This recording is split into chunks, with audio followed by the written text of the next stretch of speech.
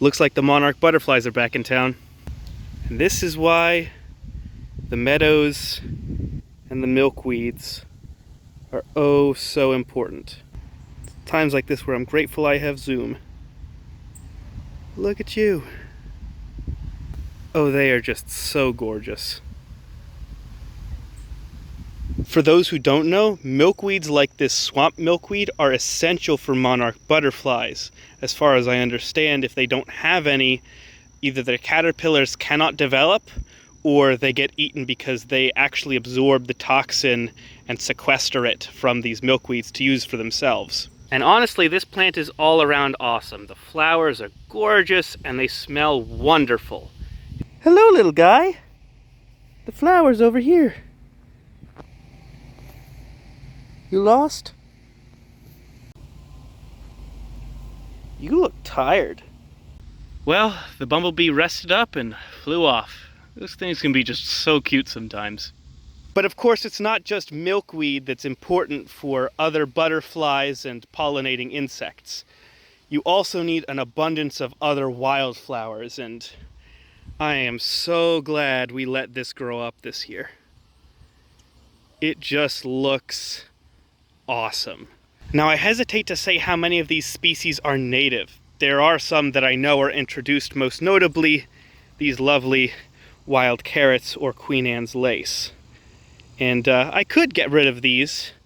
I suppose I could make a giant pot of wild carrot soup if I so wished. Even when they get to this stage, you can still eat them if you know how to prepare them properly. Or I might even make a Queen Anne's lace cordial. When I was in Hungary when I was little, there was a soft drink made from these. Quite good.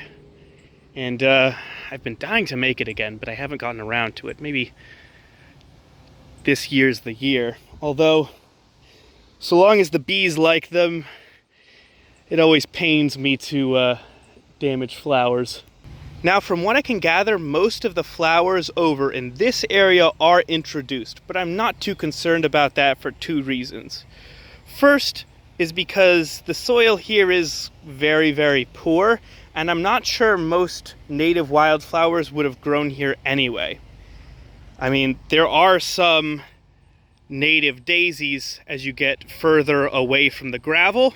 They seem to be holding their own and honestly dominating in other soil. So this strikes me as an issue of either these flowers or no flowers. And the second reason is the bees and native butterflies seem to like them, and I'm not going to rip up their food unless I can be sure I can replace it with something that is going to be just as good. I mean, let's put this into perspective for a second. These are introduced wild plants. Weeds in the truest sense of the word.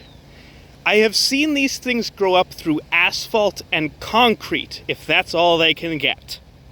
If there are any bare patches of ground, I think it's safe to say that there's very little that's willing to grow here. Well, that's about it. More than anything, the main takeaway from this video that I hope you get is that if you can, I would highly suggest setting aside some land, however small, for milkweed or other wildflowers.